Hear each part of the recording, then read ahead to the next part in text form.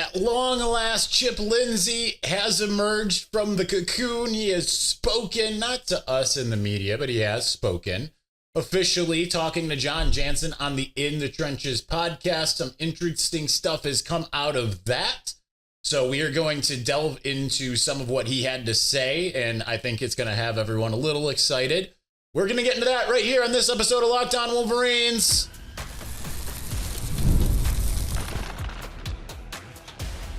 You are Locked On Wolverines, your daily podcast on the Michigan Wolverines, part of the Locked On Podcast Network, your team every day. Happy Wednesday. We are back and doing it. Locked On Wolverines podcast, part of the Locked On Podcast Network, where it's your team every day.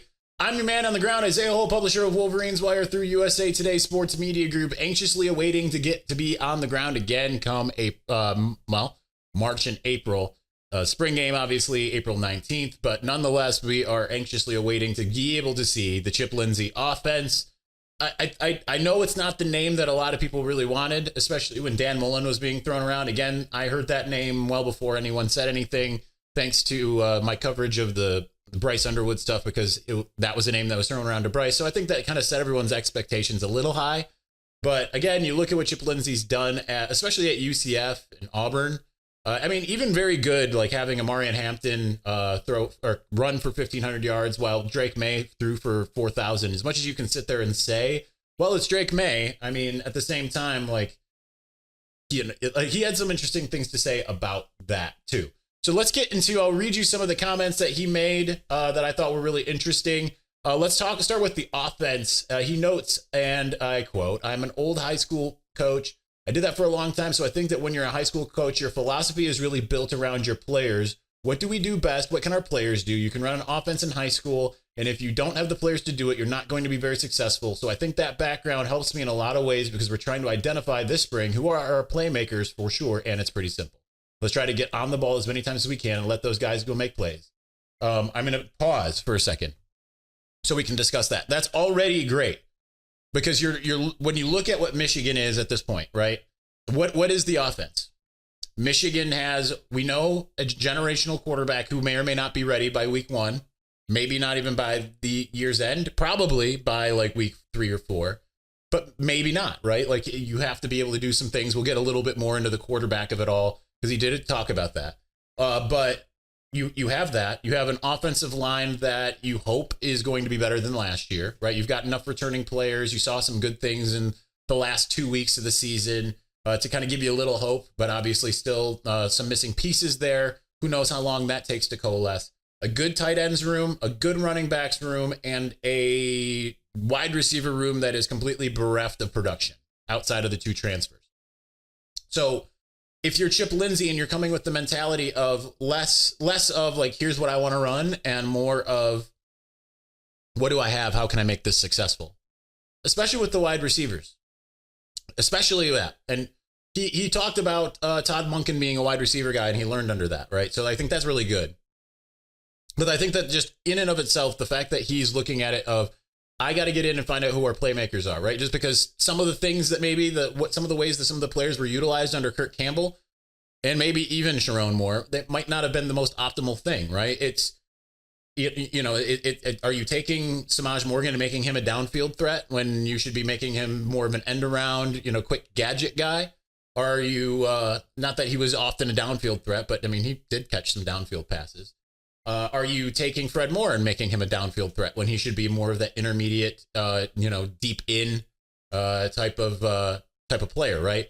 Using his speed for him. I think that is already a very positive place to be standing on if you are Chip Lindsey, is to be able to come in and say, like, what do we have and how can we make it work with what we have? So let's continue with some of what he had to say. I'm going to skip ahead a little bit here.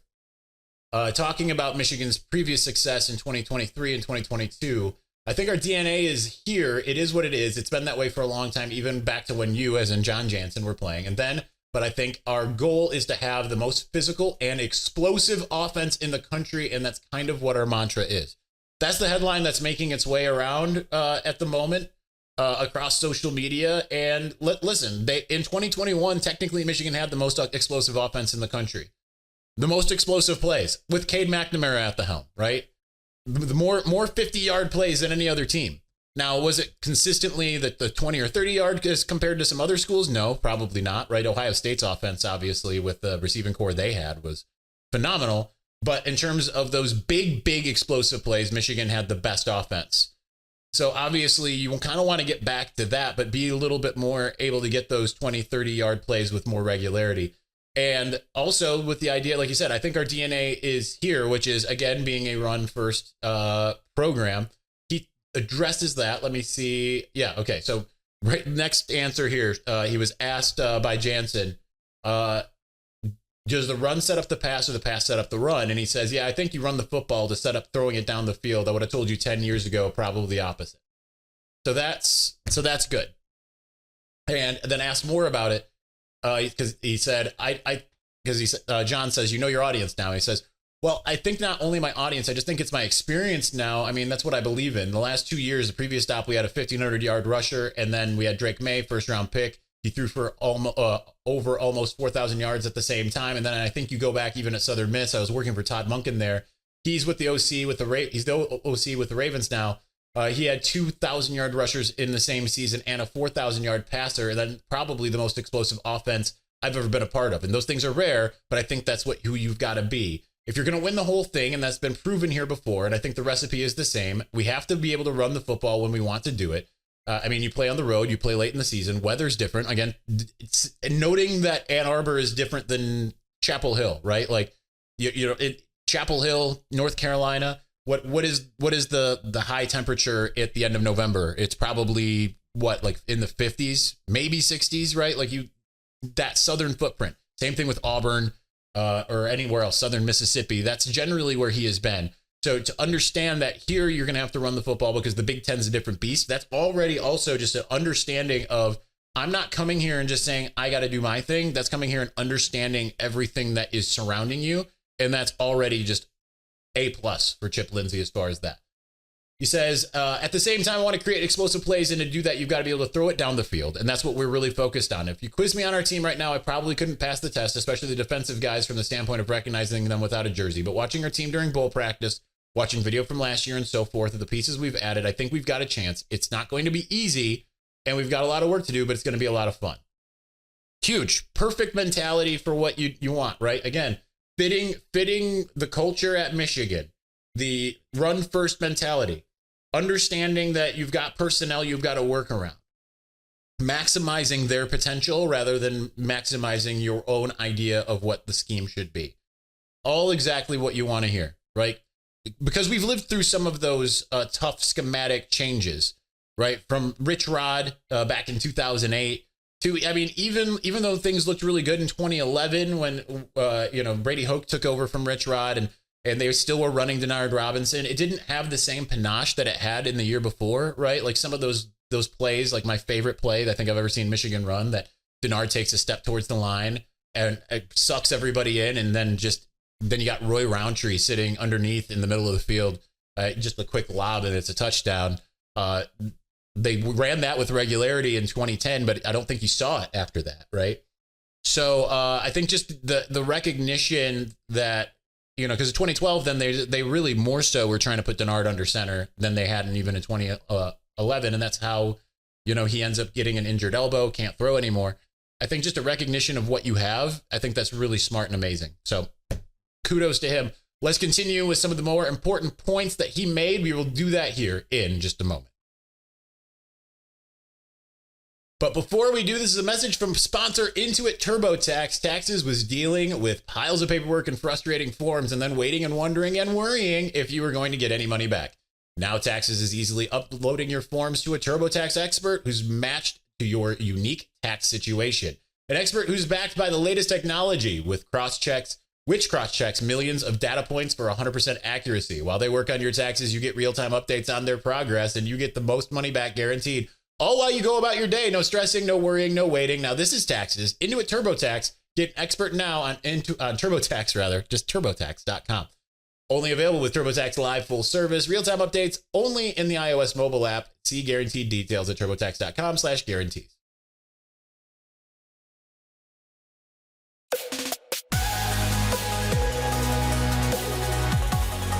All right, let's get to more Chip Lindsey stuff. Talking about the quarterbacks. Let's read the bulk of what he had to say. He didn't get like too deep into the Bryce Underwood of it all per se. But I think that he had some interesting things to say, right? Like, again, they haven't started, like, people ask in the mailbag. We'll have a mailbag tomorrow. But people always ask, like, you know, how's the quarterback competition looking? Bro, it hasn't started yet. It's winter conditioning, right? Like, it starts next month. I understand. Not everyone knows the schedule, but they don't participate in practice yet, right? Like, this is conditioning. They might go out and throw in the gym and do all that kind of stuff, do individual drills and what have you, but we don't really know. And Chip Lindsey hasn't worked with them yet because he can't. You can observe if they're out there throwing around in Glick, but at this point, like, he hasn't been able to sit and get his hands on at any point. So asked about the quarterbacks, said how difficult is it to coach a freshman and a sophomore versus a guy that's coming in with the experience like Mikey Keene has. He says, I think you approach them the same. We're going to coach them all the same. Expectations are the same. The way that we go about it, you think about all of those three guys. They're all a little different from where they are in their career and so forth, but they're all similar in that they want to be really good and they want to push each other and they want to compete. I mean, that's fair, right? Like, to some degree, right? Like, you want to be able to see, hey, you're not necessarily of a knowledge and standpoint. Bryce is not as a knowledge standpoint as Mikey Keene, because Mikey Keene's been through multiple years. He's already been with Chip Lindsey before at UCF. So I think that the coaching has to be the same in terms of you want everyone on the same page, same baseline. But at the same time, you know, obviously you want to see, I don't think he's saying this. So don't think I'm taking it the wrong way. You know, you want to be able to give extra attention to Bryce in terms of bringing him up to speed as much as you can with the stuff. But we'll get to that here. Now, this will tantalize you right away. This is what he says about Bryce Underwood. He says, getting to know him has been unbelievable. I mean, the guy's as humble and driven as I've seen, and people from the outside may not see that or know that because of all the hype that goes with it. But Jaden Davis was a 5-star recruit as well. But I think that people from the outside don't see them every day in the film room, grinding on their own, in meetings, taking notes. They really approach their craft very seriously. They want to be really good and be the best they can be, and that's what you want. You want a room full of guys that are eager. Davis Warren's the same way. He's coming off the injury, but he's the same way. Those guys want to be perfect. Now, again, he's pulling a Harbaugh where he's talking about everybody, even though he's asked kind of about Bryce. But nonetheless, he says, my goal is to have that room full of guys that are just eager, want to learn, and they're ready to go. Get back to that lineage, talking more about all of this. He says the consistency sticks out is getting those guys physically able to get their bodies in position all the time to be really accurate and know where to go with the ball. And know where, this is the important thing, catch this, know where the issues are in protection. How many times I've been saying this since 2021 when everyone was clamoring for JJ McCarthy in week 4, asking him to start over Cade McNamara. JJ would have told you, like, I still need to learn the protections part. There's more to quarterback than dropping back, identifying a receiver, and throwing the football. Like, 70% of it is what happens before you snap the ball, especially in an offense like Michigan's, is the ability to identify what you're looking at across from you, adjust the protections. Now, sometimes if you have like a veteran center, they can assist you with that, right? But that was our big thing that we harped on back in 2021 when we were doing the show with Jake Butt, and people didn't want to listen. Now, JJ was ready the next year. I was wrong, and I thought Cade was going to be like more that veteran presence, still able to just go out there and sling it, and he wasn't. He really regressed, and JJ was ready. That's not what I was hearing coming out of camp, though. When I was coming out of camp, it was Cade still Cade. It's the same guy we saw last year. And JJ, he'll make, like, for every 2 amazing plays that he makes one play that makes you smack your head and say he's not ready. That's what I was hearing coming out of camp. But then in games, it was a completely different scenario. Now, you can't always rely on that, right? Like, usually you can't.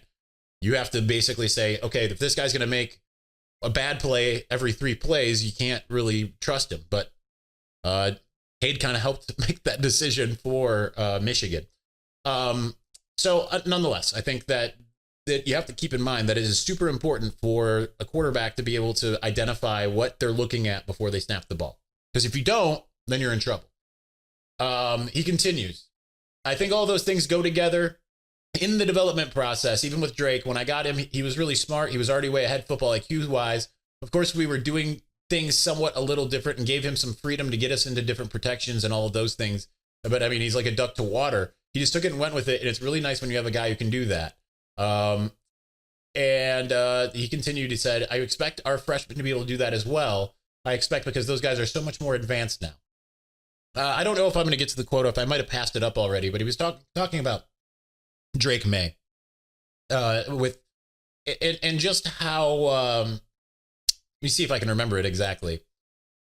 Just like he mentioned the football IQ there, but just how much that Drake May kind of like, it was like coming to North Carolina. It was like his whole job was to maximize Drake May's NFL potential. It wasn't just about, hey, you've got a Ferrari, race it. It was make this Ferrari ready for the next race as well. So like he's kind of said, don't screw up Drake May, part of it. So there's that. Now talking about the passing game in general, not being good last year. He says, that's going to, says, I think starting out, that's going to be our message in our first unit meeting is we've got to figure out who can and will make plays. And we got to do a good job of putting in these situations. And I think we've got a great plan to do that. Because at the end of the day, you go back and look at when JJ was here, even before him. That's what I want our guys to understand is that it's not really about the plays as much as about how we execute the plays. Now people go win one-on-one matchups and the quarterback's making contested throws and being able to put the ball or contested catches by the wideouts and put the ball in the right spot and so forth. I don't think it's anything magic. We just got to get to where we can do those things at a high level consistent. Continuing, Todd Monken used to say it all the time that how do we create explosive plays? It's really, really, really smart thinking. So he continues, it's a production business, right? Whatever you produce, that's who you are. Whatever you put on film is who you are. So I'm looking forward to it. That's what makes it fun. So I think, again, smart guy, tantalizing, a little bit of a Southern drawl, feels right at home for me, even though I've only spent my summers in Atlanta. I didn't live there. But I would come home with an accent, nonetheless. After 6 weeks, be saying, like, I'd like a Coke, please. Probably not the accent I was using, and we're decades removed from that. But anyway, I think it's really smart what he's saying. Let's continue on with some more of the interesting points of what he had to say. We'll do that here in just a moment.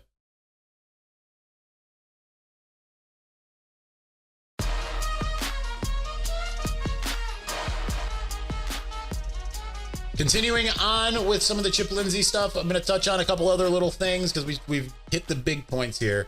Talking about the terminology, right? Like, and everything. He said, each place you go is a little different when you take over. I'm going to go forward. It says you're used to the NFL verbiage. I'm sure that's kind of what our background has been here, talking about Michigan. And we've kind of gone in the last couple of years at North Carolina. So whether you call something dolphin or you call it dime, it doesn't matter. The whole concept, the whole offense, I don't really think is that much different. There are some things that I think will change and do a little bit different from a standpoint of maybe how we call it, or we're going to call this play or so forth, but the nuts and bolts will be the same. He continues, he says, it's easier for me to learn a different word for something than 50 other guys. So I've done it before. I don't see it being an issue at all. Again, catering to the players. What's going to help you understand it better? Not how do I see it, right? Like let's have the consistency where we can have consistency so that we don't have to change things up too much so you can play fast. Super smart, super amazing to hear that. Number one goal as far as everything is concerned. Let's see here. He said he wants to watch film when it comes to looking at players and then see them in person. He said he's like, I'm going to watch the film and see what I think guys did last year, what their skill set is, whatever. But I don't really want a lot of tips on what this guy's good at or not. I want to see it. So for me, it's going to be about like, how do we create that every day and watch guys play the game? I think it's really smart. And he says, at the end of the day, it's pretty simple. Who can block, who can tackle, who can make plays. Huge. Lots of great stuff about Wink, but we're not going to cover that here. Talking about rivalries, he didn't call Ohio State by name, said that one down south. I hadn't been a part of it yet, so next year I'll probably be able to answer that. But at the end of the day, once the game starts, it focuses on your team and how you're executing and what we're trying to do. And as a coach, you really need to focus on that as much as anything. But at the end, you can feel the juice here. He's not immune to this, right? He was at Auburn and beat Alabama at Auburn, if memory serves, in 2017? So I think that's how that went. Correct me if I'm wrong in the comments, but that's how I remember it. So he's been a part of a high-end rivalry. He's been at, he had a couple stints at Auburn initially as like a GA, and then not a GA, but like a analyst or what have you, before he became the OC there with Jarrett Stidham under Gus Malzahn. So he understands rivalries and everything. He intends on probably coaching from the booth. Says it can be chaotic down on the sideline. So, people didn't like it when Gaddis was up in the booth initially, and then he came down and things seemed to be better. But at the same time, Gaddis wasn't an experienced coordinator like Chip Lindsey. So if Lindsey is experienced and he seems to really like the Michigan staff that exists still, then he can just lean on those guys to do what they need to do. And I think that's pretty much it in terms of the takeaways there. So here's what I have to say all in all. Like, this is, I get a lot of flack sometimes when we talk about how, what do you expect them to say? Well, this isn't exactly what you hear from everybody, right? Like that, these are, some things are in press conferences are proffered, and I say like, oh, a guy said this is important. Someone says, well, what do you expect him to say? We're like, well, they brought it up on their own. This here, obviously he's being asked direct questions and he's answering them, but like, he absolutely could be like, come in and say like, listen, I've been running offenses for forever now. I know what works. Guys are going to have to fit into that, whatever my plan is, and we're going to have to work off of it and try to figure out like, how to make that work. That's not what he's doing. And I love that about it, because that's one of the things when he got hired, right? Like, it's like, who was my option? The guy that I really wanted for a while at offensive coordinator. Now it's funny because I can't even remember his name, but it was I can now. Joe Craddock.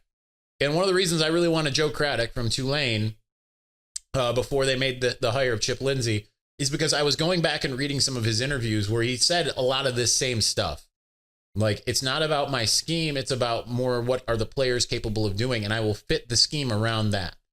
Now, he also recognizes that Michigan has a preferred way that it wants to win, which is running the football, but also recognizes, hey, we've got some guys back there that can throw the ball downfield, and we need to make sure that they do that, right? Like, we're going to use the run, set that up to pass the football.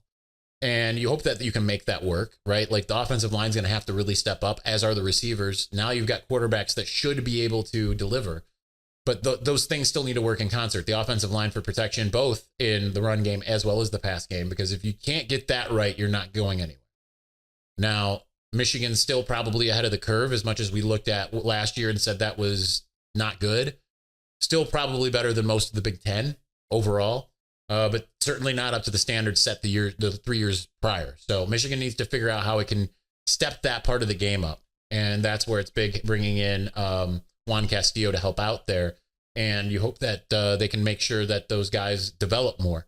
But that's the smart thing when it comes, because like now when we're talking about fitting, who are the playmakers, who is going to be able to do some of these things? Number one, fresh eyes, huge for this, because like, Grant Newsom's been around these offensive linemen even when he was tight ends coach for a while, right? For the most part. So maybe, Chip Lindsey takes a look and says, actually, I see something in this guy. I see something in Nathan Afobe that you're not seeing. Let's get him in there. But mostly it's going to be the skill positions, and it's going to be what receivers can do what. Like what tight ends can really work with the types of, plays that we're going to run. What's really going to work as far as this, and having those fresh eyes, not having a situation where he's going to go in and, like he said, he's not going to let other coaches tell him like, okay, this is what this guy does good and this is what this guy does bad. All of that. The fact that he wants to see it for himself, both on film as well as in practice, and then make the evaluations. That's huge. Because then he said, because he can sit there and say, as someone who has coached high school and college, I know that I can make this work. That's the great thing about him having been at Auburn when Auburn was really good. Him being at North Carolina, I know like North Carolina is always kind of the Texas is back type of thing, right? Like every year it was like, watch out for North Carolina. And a couple weeks in, you're like, never mind. Or like Miami. But nonetheless, I mean, he still produced a really good offense, particularly 2 years ago. Last year, just injuries there. But it's one of those things where he's done it at high level schools. He's done it at low level schools. So he has that requisite experience, and Michigan hasn't had an offensive coordinator in a long time that has had that type of experience, right? Like maybe Jed Fish, Tim Drevno. Tim Drevno wasn't really offensive coordinator type experience. It was offensive line. Jed Fish at least had been an offensive coordinator in the NFL with the Jacksonville Jaguars, but Michigan's not had someone that's this experienced. Pep Hamilton is, I guess, maybe the closest, and that was a little bit more of a, I want to say boring, but kind of boring style of offense. This is going to be a little bit more exciting, a little bit more explosive. But the rest of them, Josh Gaddis, first true offensive coordinator job. Sharon Moore, first true offensive coordinator job. Experience isn't everything. Sharon obviously did a really good job, but the fact that Chip Lindsey has done it, and he's done it consistently everywhere he's gone, the only place it hasn't really looked good for him was when he was the head coach at Troy. But every time he's been an offensive coordinator, it's worked out. That's great. And he clearly has the mindset that you want him to have. He has the ability to kind of identify players and say, like, this is what's going to help us. He's even willing to change, like, hey, listen, I'll learn the terminology. Like, if you have a concept and you have a certain term and I have a different term, I'll learn your term so that you're all on the same page, so that nothing changes and you can go faster. The fact that you're looking at the quarterbacks and saying, I want all the quarterbacks to be able to have, even as whether it's a freshman or a senior, I want them all to be at the same level to one degree. If that's the case, Bryce Underwood's going to start pretty quickly. If he can make that happen. So great stuff from Chip Lindsey. I can't wait to actually meet him in March at some point. But exciting stuff. I think that you should all feel really, really encouraged by that. So that's going to do it for our show today. Tomorrow will be a mailbag. I'll put out a call for questions in the morning. There will be a cutoff time associated with that. And we'll do that, I guess. I don't know why I'm trying to add on to that sentence. Anyway, that's going to do it for us. Thanks for watching. Thank you for listening. We will talk to you again soon. Peace.